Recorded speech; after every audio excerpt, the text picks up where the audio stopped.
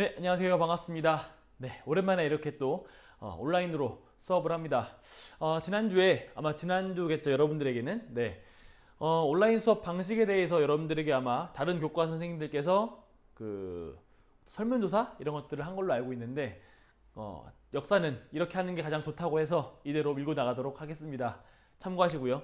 오늘부터는 진도를 조금 빠듯하게 나갈 예정입니다. 네, 우리가 배워야 할 내용이 좀 많은데, 지난주에 여러분들이 등교 계약했을 때에는 조금 복습을 좀 하고 또 학습지 하나를 하느라고 정신이 없었죠. 네, 그래서 그 한 주를 날려 먹었기 때문에 그걸 빨리 채워야겠어요. 네, 그래서 바로 수업 시작하도록 하겠습니다. 네, 이렇게 좀 화살표를 그려가면서 하면은 여러분들이 공부할 때 편하다라고 이야기를 했습니다. 여러분도 필기를 좀 하면서 같이 했으면 좋겠습니다. 우리가 강화도 저격을 배웠죠. 드디어 문이 열렸습니다. 그리고 나서 강화도 저격을 체결을 했더니 조선이 호구였구나 라는 걸 깨닫고 빨리 개화 정책을 추진해서 다른 나라 따라가자, 이렇게 흐름이 진행된다고 설명을 했습니다. 그래서 본격적으로 개화 정책이 추진됩니다. 그렇지만 정부에 있는 모든 관료들이 이 개화 정책을 지지한 것은 아니었어요. 네, 한편에서는 유정척사 운동이라고 해서 우리 예전부터 진행이 되었던 통상수교 거부 운동의 흐름들이 진행되고 있었습니다. 그래서 이 유정척사파 양반들은 개화 정책에 반대하는 입장들을 보였죠. 대표적인 사건으로는 영남 지역에서 있었던 이만손의 만인수 사건, 이런 것들이 있었습니다. 네. 그런 와중에 1882년에 이모군란이라는 게 터져가지고 그 결과 청나라의 내정 간섭이 심화되고, 한편으로는 청나라와 일본의 군대가 한양에 주둔하게 되는 결과를 가져오더라, 이렇게 공부를 했습니다. 그 이후에 뭔가 이제 본격적으로 개화파 내부에서의 분열이 본격화된다고 했습니다. 개화파는 이미 이때부터 뭔가 파가 갈려 있었어요. 근데 이 이모군란을 겪으면서 본격화된 거죠. 왜? 청나라가 내정 간섭을 강화하면서 뭔가 온건개화파 입지는 올라가고 급진개화파의 입지는 줄어든다라고 설명을 했어요. 그럼 당연히 뭔가 이 친구들이 얘네를 싫어하게 되고 뭔가 위기감을 느꼈겠지. 그럼 이걸 해결하기 위해서 뭔가 사건을 벌여야 했겠지. 그게 바로 1884년의 갑신정변이었습니다. 연도는 몰라도 돼요. 다만 이제 사건의 흐름을 좀 더 잘 알기 위해서는 필요하겠죠.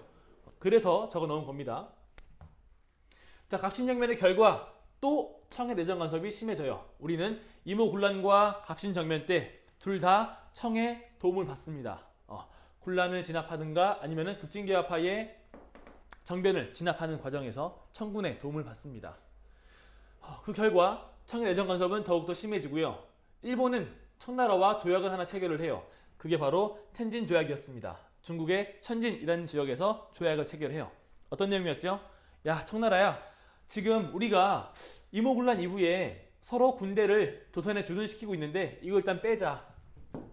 동시에 철수하자. 그리고 혹시나 우리가 파병을 할 때, 청나라 지네가 파병을 할 때 지금 2번이나 했잖아. 파병을 할 때 서로 사전 통보해주자. 그래서 같이 하든가 하자. 왜 너네만 하느냐? 뭐 이런 식의 조약 내용을 체결을 합니다.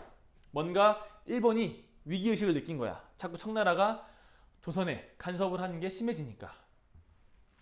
그래서 이런 내용을 체결을 했는데, 사실 이거를 체결할 때 청나라는 뭐 저 일본 애들이 말하는 거 들어주지, 대충 흘려들어요.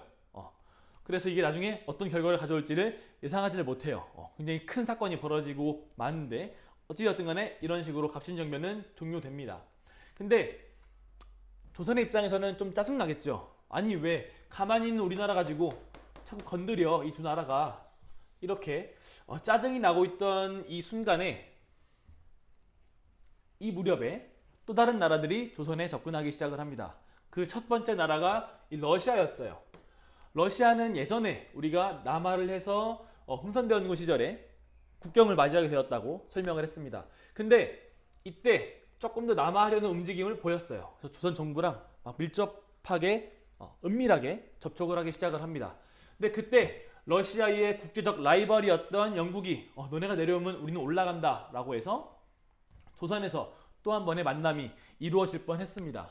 그게 1885년부터 87년까지 거문도 사건이라고 하는 것이었고요. 거문도를 불법으로 점령을 해요. 조선 정부에 따로 별도의 통보 없이 불법으로 점령을 합니다. 그러다가 러시아도 뭐 별 이상이 없고, 그래서 영국도 물러가요. 네. 남은 거는 청과 일본이죠. 이제 어떻게 할지를 결정하면 됐는데요. 어쨌든 이런 큰 흐름들이 조선의 입장에서는 굉장히 불편하겠죠. 위기의식을 더 느꼈겠지. 대체 우리가 어떤 땅이길래.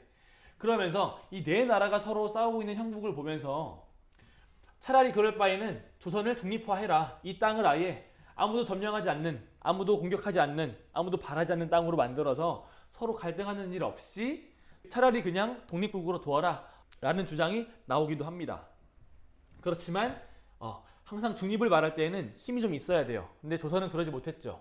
그래서 이 주장도 받아들여지지는 않습니다. 그렇게 알고 있으면은 1887년 무렵까지의 일들은 정리가 된 것 같아요. 그럼 일단은 이 정도로 정리를 하고 그 아랫부분은 조금 영상을 끊어가지고 설명하도록 하겠습니다.